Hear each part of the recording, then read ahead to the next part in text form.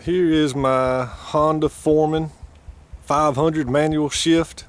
It's a 2012 model. I just bought it.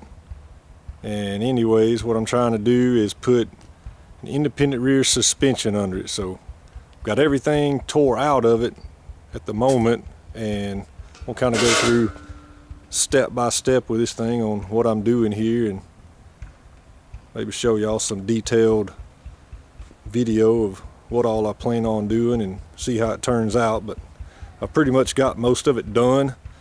I just need to go through and put all of it together.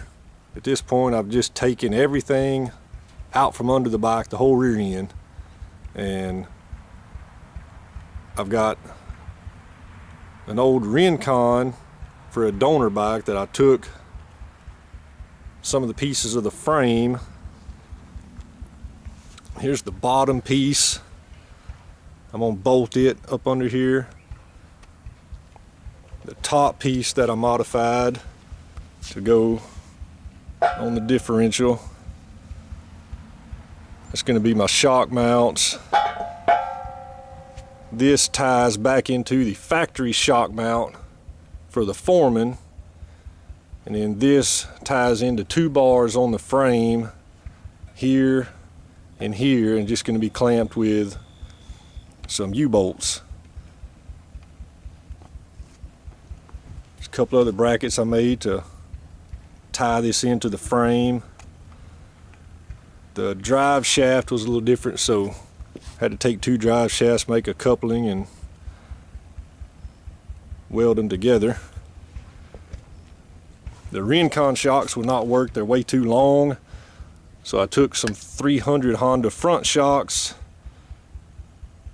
had to cut the tab off of the Rincon shock, the eye off of the 300 shock, and kind of modify that so it would fit in here.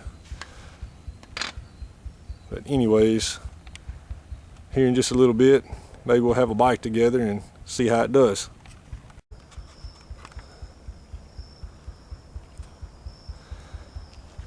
Okay, here's the complete rear assembly. Got it all mocked up, pretty much ready to be bolted in place at this point.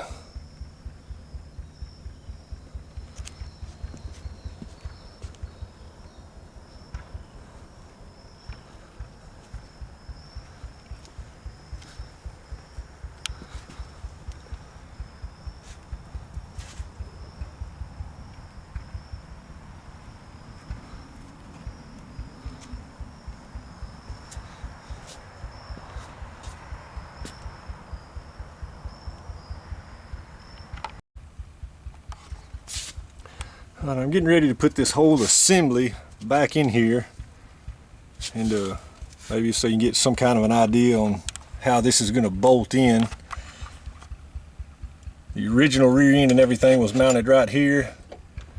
There's an original bolt hole on the frame here on each side, and I've got this bracket built that's going to connect those two together, and also it's going to bolt to these 2 points that I took off of the Rincon. These are just the factory bolt holes that were already there. I did drill them out a little bigger to have a little bigger bolt. Had to grind them down flat to get them to fit up into the Foreman frame. But other than that, that was the only modifying I had to do.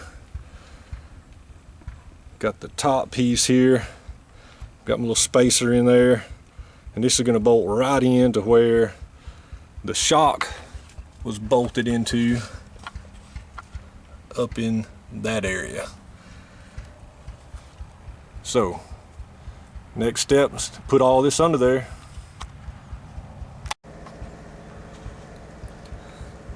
Alright, here's the finished product. Got it under the bike. Everything's tied in.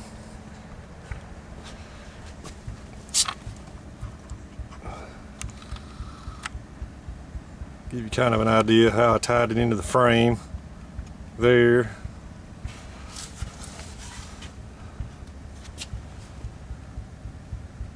That's where the U-bolt's holding it there.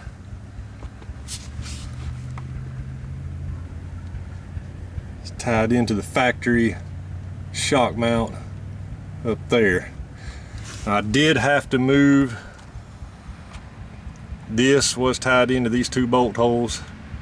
I moved it over, got it tied in here. I have to drill and retap, get another mounting spot there.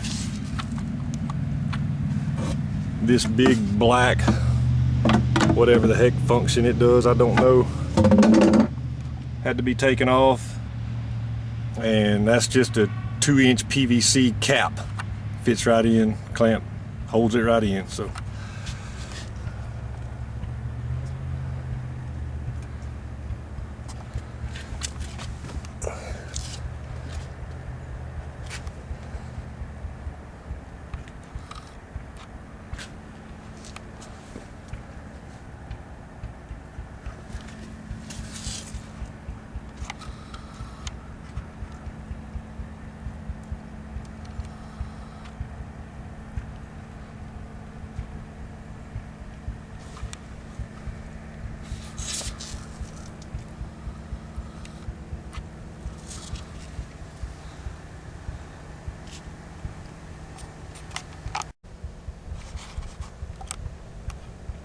here it is with everything on it.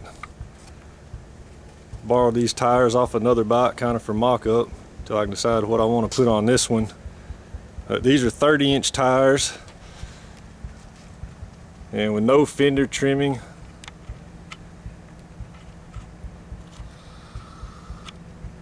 I could easily run a 32, which I ain't gonna put that big on here.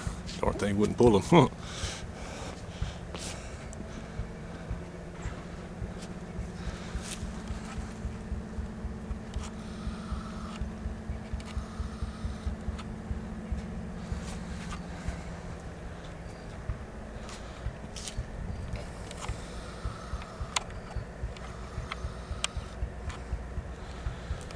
On the front, I've just got a regular 2-inch lift.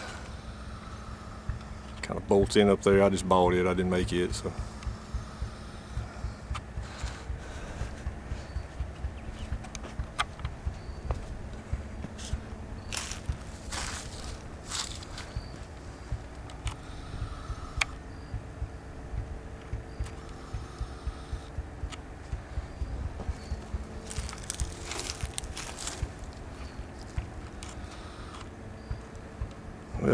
Well, that's that. Now it's just time to get muddy.